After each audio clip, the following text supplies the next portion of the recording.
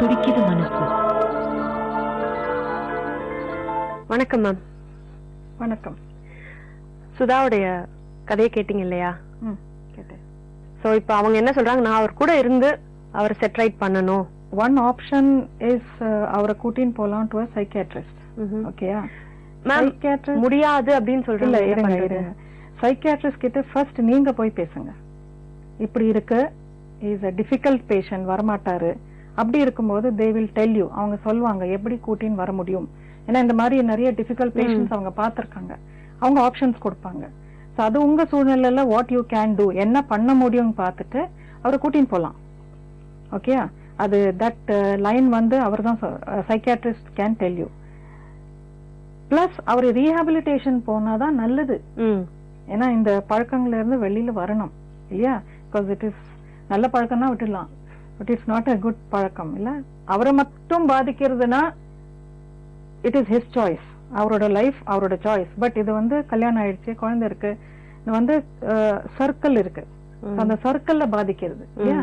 So அவரு அந்த decision actually speaking, அவரு நான் முடியாது பண்ண மாட்டேன்னு நினைச்சா யாராலையும் ஒன்னும் பண்ண முடியாது. Is it? ஹி ஹஸ் பண்ண முடியாதா? ஃபோர்ஸ் பண்ணி கூட்டின்னு போடலாம். ஆனா he should take the medicine, he should be willing, cooperation இருக்கணும்.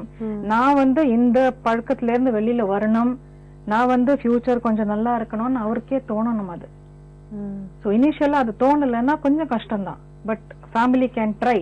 அதுவும் கூட ரீஹாபிலிட்டேஷன் சென்டர்ல நீங்க போனீங்கன்னா, ட்ரக் டி அடிக்ஷன் சென்டர்ஸ்ல போனீங்கன்னா அங்க கவுன்சிலர்ஸ் இருப்பாங்க. அவங்க சொல்லி தருவாங்க ஃபேமிலி மெம்பர்ஸ் எப்படி இந்த மாதிரி ஆளுங்களை ஹேண்டில் பண்றதுங்கிறது. மூடி மறைச்சு வச்சா ஒன்னும் நடக்காது. 4 பேருக்கு தெரியும், நமக்கு அசிங்கம். No, this is like a disease. It is like a disease. இது அதுக்குன்னு டமார் அடிக்கணும் தேவையில்லை. என்னெல்லாம் ஆப்ஷன்ஸ் இருக்கு, ரீஹாபிலிட்டேஷன் சென்டர் போய் நீங்க கவுன்சிலர்ஸ் கிட்ட பேசுங்க. இப்படி இருக்கு, இப்படி பண்றாரு, நான் எப்படி அவரை ஹேண்டில் பண்ண முடியும். சரியா? You can talk to psychiatrist and check இது டி அடிக்ஷன் மட்டும் இவருக்கு போருமா, இல்ல அவருக்கு ஏதாவது சைக்கியாட்ரிக் இவாலுவேஷன் வேணுமா, அசஸ்மெண்ட் பண்ணணுமா, மெடிசன் வேணுமா. சோ இதெல்லாம் தான் ஹெல்ப். இது அவருக்கு பண்றீங்க, நீங்க சைக்காலஜிஸ்ட் கிட்ட வரணும்.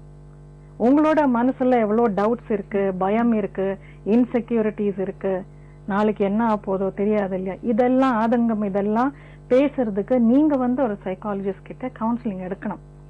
உள்ளுக்குள்ள இஃப் யூ ஆர் ஸ்ட்ராங், அப்பதான் நீங்க அதை ஹேண்டில் பண்ண முடியும். நீங்களே ஒடிஞ்சு போனீங்க, இவர் வரமாட்டாரு, இப்படி யாருன்னு உங்களுக்குள்ளே ஸ்ட்ரெஸ் உள்ள போயிட்டே இருக்கு. அந்த ஸ்ட்ரெஸ்ஸை நீங்க ஹேண்டில் பண்ணணும். அதுக்கு நீங்க கொஞ்சம் கவுன்சிலிங் எடுத்தீங்கன்னா நல்லது. So you can face. It's a combination.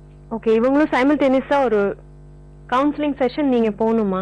Okay, உங்க ஹஸ்பண்டுக்கு இருக்கிறது நீங்க சொன்ன மாதிரி ஒரு டிசீஸ். ஆமா, மருந்துனால ஃபர்ஸ்ட் சரிப்படுத்திட்டு அதுக்கப்புறமா அவருக்கு கொஞ்சம் கவுன்சிலிங், அப்புறம் ரீஹாபிலிட்டேஷன் கவுன்சிலிங், அங்க கவுன்சிலிங் பண்ணணும்.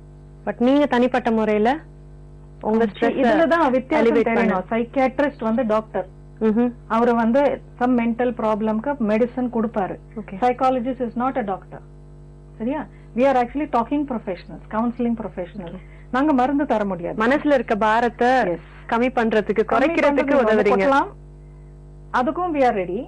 இல்ல உங்களுக்கு ஏதாவது ஒரு சொல்யூஷன் வேணும், எந்த வழி நான் போகணும், கன்ஃபியூஷனா இருந்தான்னா அதை பத்தி பேசி can take an informed decision. உங்களுக்கு எதுவும் டவுட்ஸ் இருக்காமா?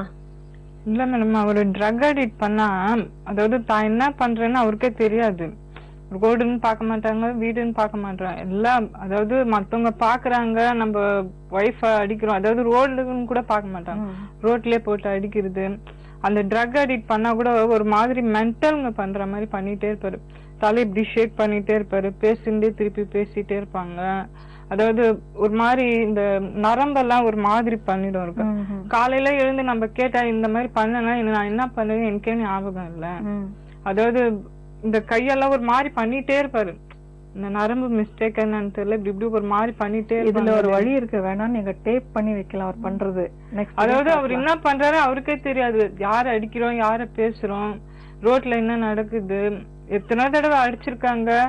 ஒரு தடவை நான் பிரெக்னெண்டா இருக்கிறேன். நானு பிரெக்னெண்டா இப்ப 3வது குழந்தை, 2 அபார்ஷன் ஆயிடுச்சு மேடம். பிரெக்னெண்டா இருந்து ஒரு நைட்டு ஃபுல்லா தூங்கவே விடல மேடம். ஃபுல்லா அடிச்சுட்டே இருக்காரு. அதாவது சொல்றேன், நான் விட்டுறேன், நான் எங்க அம்மா வீட்டுக்கு போயிடுறேன், இப்போ இருக்கிற நேரத்துல அடிச்சேன்னா என்ன ஆகும்னு தெரியாது அப்படின்னா உடனே கிருஷ்ணால எடுத்து மேல ஊத்திட்டாங்க. ஊத்திட்டு இங்கேயே வச்சு கொளுத்திடுவாங்க. கொளுத்திட்டு நீயே தற்கொலை பண்ணிட்ட அப்படின்னு நான் சொல்லிடுவேன். அதாவது என்ன ஏற்கனவே மென்டல்னு எல்லாரும் சொல்லுவாங்க. நான் பண்ணா கூட மென்டல் எதுவும் தெரியாத பண்ணிட்டாங்க அப்படின்னு தான் சொல்லுவாங்க. அப்படி நான் என்ன பண்ணாலும் நீ என்ன வந்து சாட்சிய சொல்ல, இப்ப செத்துட்ட பிறகு நான் குழந்தை நான் தூக்கிட்டு போயிடுவேன். அது மென்டல் பண்ணிட்டாங்கன்னா என் மேல எந்த கேஸும் ஃபைல் பண்ண முடியாது. உங்க லைஃப்ல நிறைய அபியூஸ் நடந்திருக்கு. ஒன்னு வந்து பிசிக்கல் அபியூஸ், அடிக்கிறது, வெர்பல் அபியூஸ், வார்த்தையால, எமோஷனல் அபியூஸ். எப்படின்னா குழந்தைய தூக்கின்னு போயிடுவேன், குழந்தை என்னோடது, நீ யாருமே இல்ல லைஃப்ல. விதம் இருக்கா? செக்ஷுவல் அபியூஸ் நடந்திருக்கலாம், ஃபோர்ஸ் பண்ணிருக்கலாம். ஓகேயா? மாரல் அபியூஸ், தப்பு பண்ற, வெளியில போய் எல்லாம் தப்பு பண்றது. மாரல்ஸ்னா நம்மளோட, அதாவது தாங்க சின்ன செய்யறோம்னு அவருக்கு தெரியும். அதாவது தெரிஞ்சும் அது வந்து செய்யக்கூடாதுன்னு தெரியாது. அதுதான் செய்யணும். இந்த மாதிரி ட்ரக் அடிக்ட் பண்ணா இது பண்ணியே ஆகணும். செய்யறது தப்பு, இது ஒய்ஃப், இது அம்மா, இது குழந்தைன்னு தெரிஞ்சும் அவர் அந்த மாதிரி பண்றாரு. அது ஃபோர்ஸ் பண்ணி, அது வந்து அவரு பண்றாருன்னா அவருக்கு அது ட்ரக்குக்கு அவர் அடிமை ஆயிட்டாரு. So he has no control. அதனாலதான் சொல்றேன், இட்ஸ் a disease. அவரோட கண்ட்ரோல்ல இருந்ததுன்னா he can change, வாய்ப்பு இருக்கு. பட் இது வந்து கண்ட்ரோல் ஆயிருக்கு. சொல்ற மாதிரி அவர் எண்ணத்துல தான் நல்லா இருக்கணும்னு அப்படின்னு ஒரு எண்ணம் கிடையாது. நான் இப்படித்தான் இருப்பேன், நான் யாருக்கிட்டயும் வரமாட்டேன், யாருக்கிட்டயும் கவுன்சிலும் வரமாட்டேன், என்னோட லைஃப் இப்படித்தான் இருக்கும், என்ன மாத்தவே முடியாது, ஃபோர்ஸ் பண்ணிட்டும் கூட்டின்னு போக முடியாது, நானா வந்தாதான் உண்டு. இப்ப கூட ஒரு 2 வீக்ஸ் முன்னாடி டாக்டர் கிட்ட போய் கவுன்சில் பண்ணி டேப்லெட், அதாவது சித்தா முறையில குடுத்துட்டு இருக்கோம் மேடம். அது கொடுத்தா அவர் பயம் கொடுத்திருக்காரு டாக்டர், இந்த மாதிரி நீங்க கண்ட்ரோல் இல்லாம பண்ணீங்கன்னா உங்க உயிருக்கு ஏதாவது ஆபத்தாயிடும் அப்படின்னு சொல்லியும் ஒரு 2 நாள் தான் அந்த டேப்லெட் எடுத்துட்டு, மறுநாள் இப்ப ஃபுல்லா ட்ரிங்க் பண்ணிட்டு வந்து அவ்வளவு கலாட்டா வீட்டு அடிச்சுன்னு வரைக்கிட்டாரு. நான் என்ன சொல்றேன்னா, நீங்க ஃபர்ஸ்ட் போய் சைக்கியாட்ரிஸ்ட பாருங்க, விஷயம் சொல்லுங்க. இது டி அடிக்ஷன் மட்டும் தான் பண்ணணுமா, இல்ல இதுக்கு சைக்கியாட்ரிக் மெடிசன் ஏதாவது இருக்கா, அவரை எப்படி நான் கூட்டின்னு வர முடியும்? இந்த மாதிரி நிறைய கேசஸ் இருக்காங்க. உங்களுக்குள்ள என்ன பாசிட்டிவ்ஸ் இருக்கு, என்ன ஸ்ட்ரென்த்ஸ் இருக்கு, அது வெளியில வரலாம். பேசிக்காவே எனக்கு கொஞ்சம் பயம், எதுக்கு எடுத்தாலும் பயம் வந்துட்டே இருக்கு மேடம். தேவையில்லாத பயம் வரும், திடீர்னு ஹார்ட் எல்லாம் படபடன்னு அடிச்சுக்குவோம். அது எந்த பயம் நம்மளால வார்த்தையால சொல்ல முடியாது. முன்னாடி சைக்காட்ரிஸ்ட் போய் அம்மா சொல்லிருப்பாங்க, +2 படிக்கும் போது அந்த மாதிரி வந்திருக்குன்னு. அதாவது அந்த பயம் இல்லாம இப்ப தேவையில்லாத பயம் வந்துரும் எனக்கு. அது எந்த பயம் தேவையே இல்லாத பயம் நம்மளுக்கு தெரியும். எனக்கு இப்ப நீங்க வந்து உங்க ஃபியூச்சர் எப்படி இருக்கணும், யாரோட இருக்கணும் அப்படின்னு நினைக்கிறீங்க? இப்போதைக்கு பேரண்ட்ஸ் கூட இருந்தா எனக்கும் சேஃப், குழந்தைக்கும் சேஃப்.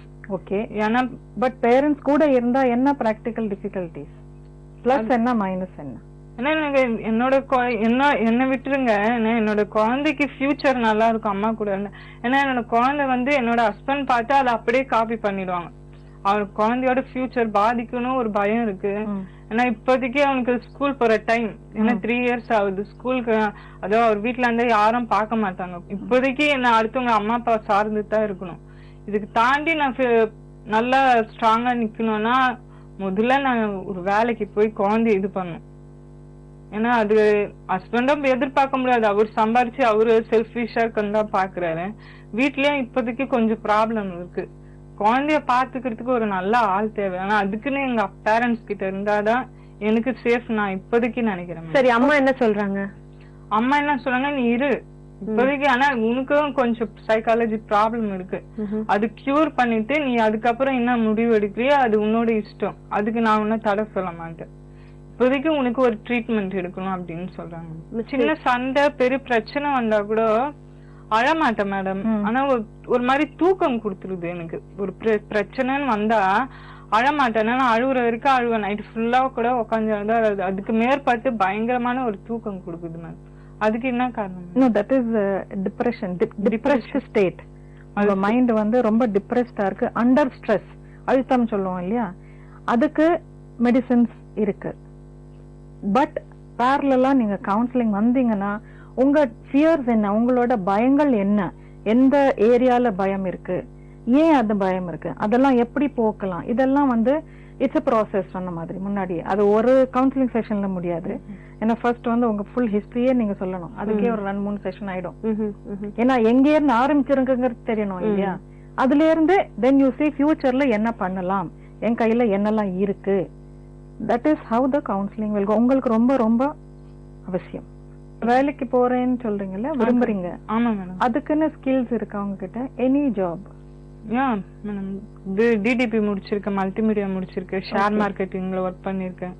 அதுக்கான இப்ப இந்த நிமிஷம் நான் வேலைக்கு போனா முடிவு பண்ணா எந்த ஜாப் போனாலும் எனக்கு கண்டிப்பா கிடைக்கும் மேடம். அந்த நம்பிக்கை இருக்கு எனக்கு. குட்.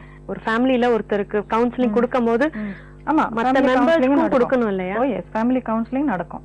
ஃபேமிலிக்கு செப்பரேட் ஒரு கவுன்சிலிங் நடக்கலாம். ஒன் செஷனோ 2 செஷன்ஸோ. அப்புறம் தேர் வில் பி ஜாயிண்ட்.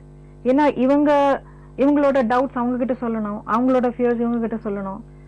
2 பேருமே பேரலா போகாம they have to meet some place இல்லையா?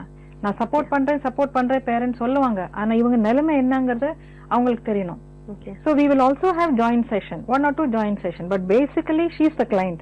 இவங்க மேலதான் ஃபோக்கஸா இருக்கும். அம்மா வீட்ல கொஞ்ச காலம் இருந்து பாருங்க, கவுன்சிலிங் போங்க, சேஞ்சஸ் எப்படி இருக்குன்னு பாருங்க. நீங்க அங்க சேஃபா இருக்கீங்கன்னு உங்களுக்கு தோணுது இல்லையா? அப்ப நீங்க அந்த டிசிஷன், இந்த சூழ்நிலையில நீங்க அந்த டிசிஷன் எடுத்திருக்கீங்க. அது தப்பா ரைட்டாங்கிறது we don't know. அது காலப்போக்கத்துல தான் தெரியும். இப்போதைக்கு நீங்க சேஃபா இருக்கீங்க, உங்க புள்ள சேஃபா இருக்கு. So this decision is right now. Okay, in the situation it is right. அது எடுங்க, நீங்க கவுன்சிலிங் ஆரம்பிங்க. Okay, look for a job. You are equipped. உங்களுக்கு ஸ்கில்ஸ் இருக்கு. You are young. போராடுறதுக்கு வயசு இருக்கு. Okay, fight. Okay, you will be happy. Happiness is from inside.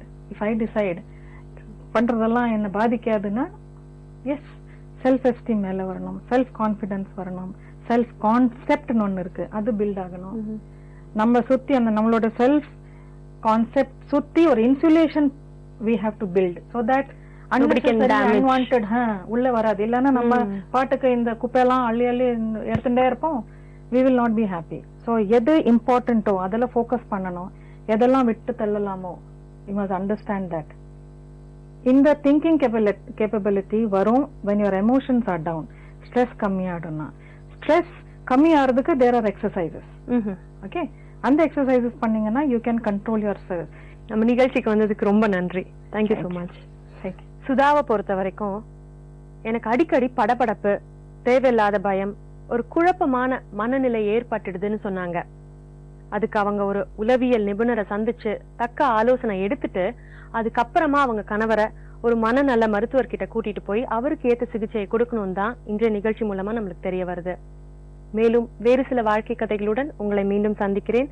நன்றி, வணக்கம். சொல்ல துடிக்குது மனம்.